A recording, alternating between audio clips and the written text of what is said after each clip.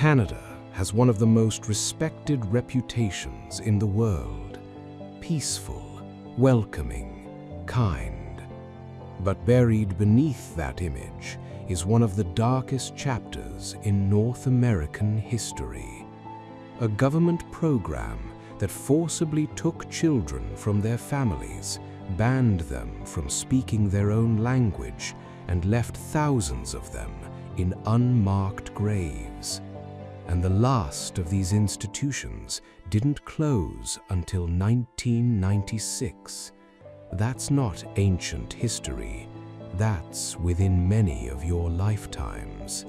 For thousands of years before European settlers arrived, Indigenous peoples across this land had their own languages, their own laws, their own deeply rich ways of life. Hundreds of distinct nations, the Cree, the Ojibwe, the Haudenosaunee, the Mi'kmaq, and so many more, each with traditions passed down through generations, through story, through ceremony, through family. Then colonization arrived, and with it came a belief, a policy, that Indigenous culture itself needed to be erased. Beginning in the 1830s, the Canadian government, in partnership with the Catholic, Anglican, Methodist, and United Churches, built a network of residential schools across the entire country. The mission was stated plainly by Duncan Campbell Scott, the government official who oversaw the system. He said the goal was to, quote, "kill the Indian in the child." Those are not my words. Those are the official words of the man who ran the program. Over 139 federally funded schools were eventually built, from British Columbia to Nova Scotia.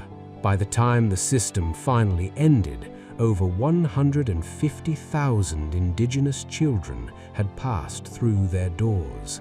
Children as young as 3 years old were taken. Sometimes parents were told it was for education, a better life. Sometimes government agents simply arrived and took the children by force. Parents who refused faced fines or jail. At the schools, everything was stripped away. Their language forbidden, their ceremonies forbidden, their traditional clothing replaced with uniforms, their names replaced with numbers. Children who spoke their own language were beaten. Some had needles pushed through their tongues. The punishment for being who they were was pain. Many children wrote letters home that were never delivered. Some parents heard nothing for years, not knowing if their child was even alive or dead. Disease swept through the overcrowded schools: tuberculosis, influenza, malnutrition.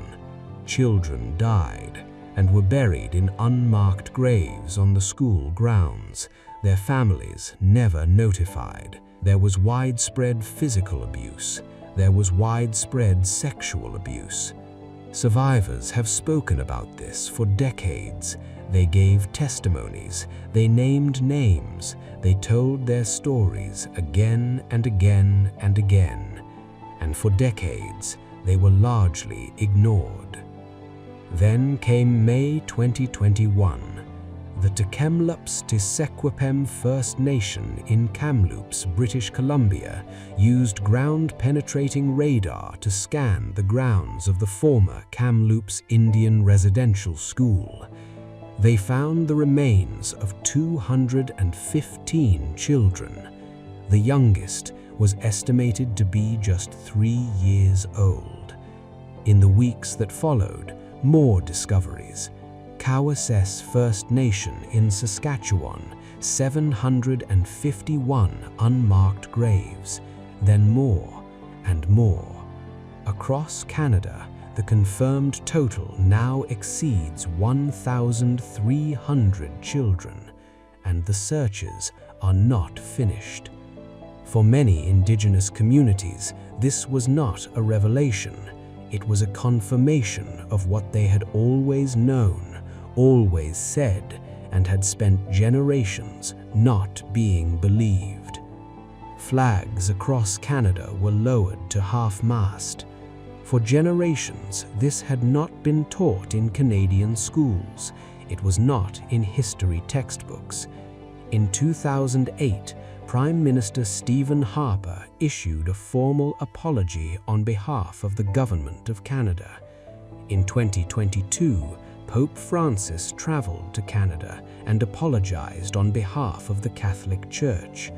These were significant moments, but many survivors said, "Words are not enough." The Truth and Reconciliation Commission published 94 calls to action in 2015, a detailed roadmap for healing and change. As of today, the majority of those calls have still not been fully implemented. The intergenerational trauma from this system is still deeply felt today, in higher rates of poverty, addiction, and mental illness within Indigenous communities, in families who lost their language and never got it back, in people who grew up not knowing who they were because that identity was stolen from them as children. But across this country, Indigenous communities are reclaiming what was taken.